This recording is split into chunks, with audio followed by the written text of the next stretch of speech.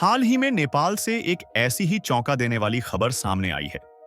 पोखरा के गुप्तेश्वर महादेव गुफा, गुप्तेश्वर महादेव केव में पुरातत्वविदों ने एक शिवलिंग की खोज की है, जिसके बारे में दावा किया जा रहा है कि यह लगभग 5000 साल पुराना है।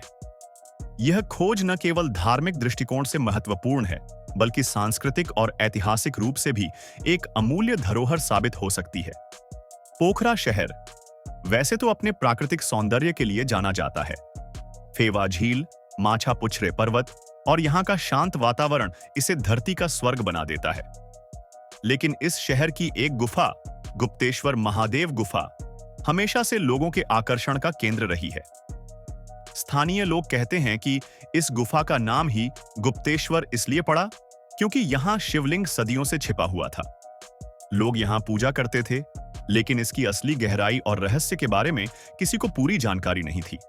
कुछ समय पहले जब नेपाल के पुरातत्व विभाग की एक टीम ने यहाँ रिसर्च शुरू की, तो गुफा की गहराई में उन्हें एक विशाल पत्थरनुमा आकृति दिखाई दी।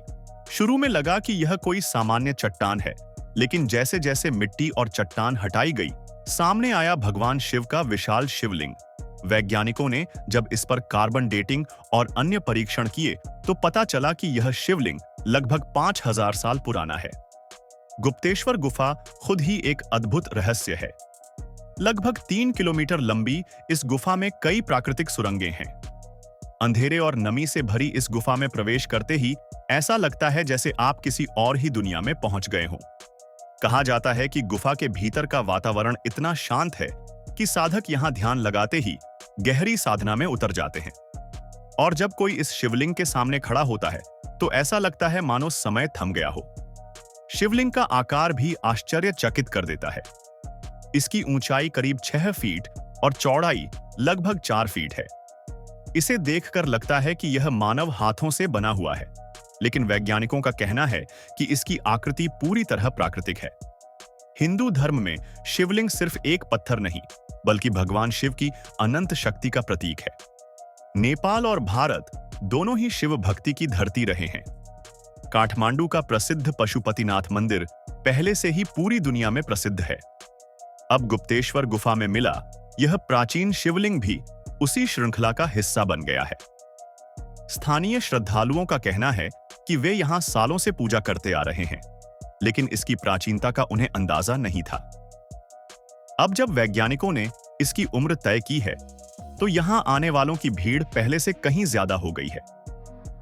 हिंदू धर्म ग्रंथों में कई जगह ऐसे शिवलिंगों का जिक्र है जो स्वयंभू रूप से प्रकट हुए।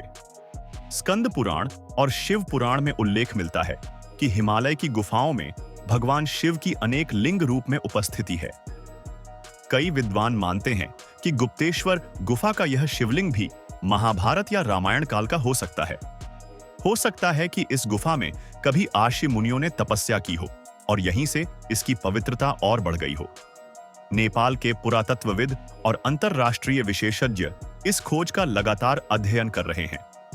उनका मानना है कि शिवलिंग जिस चट्टान से बना है, वह कम से कम 5000 साल पुरानी है। वैज्ञानिकों का यह भी कहना है कि गुफा की गहराई में अभी और भी रहस्य छिपे हो सकते हैं।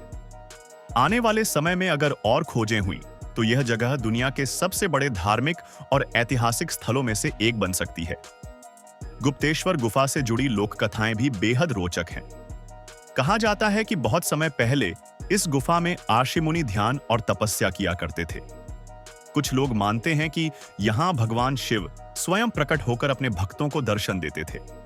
गुफा से बहने वाली भूमिगत धारा को लोग पवित्र गंगा कहते हैं।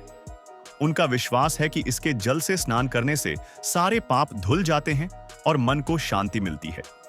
पोखरा पहले से ही नेपाल का सबसे बड़ा पर्यटन केंद्र है, लेकिन अब इस प्राचीन शिवलिंग की खोज ने इसे और खास बना दिया है। नेपाल सरकार ने घोषणा की है कि गुफा को विकसित करने के लिए आधुनिक सुविधाएं दी जाएंगी, ताकि पर्यटक और श्रद्धालु आसानी और सुरक्षा के साथ यहां पहुंच सकें। धार्मिक पर्यटन बढ़ने से नेपाल की अर्थव्यवस्था को भी बड़ा फायदा होगा। होटल, स्थानीय दुकानदार और गाइड सभी को इसका लाभ मिलेगा। दोस्तों, अगर आपको ये वीडियो पसंद आया हो, तो हमारे चैनल को सब्सक्राइब जरूर करें।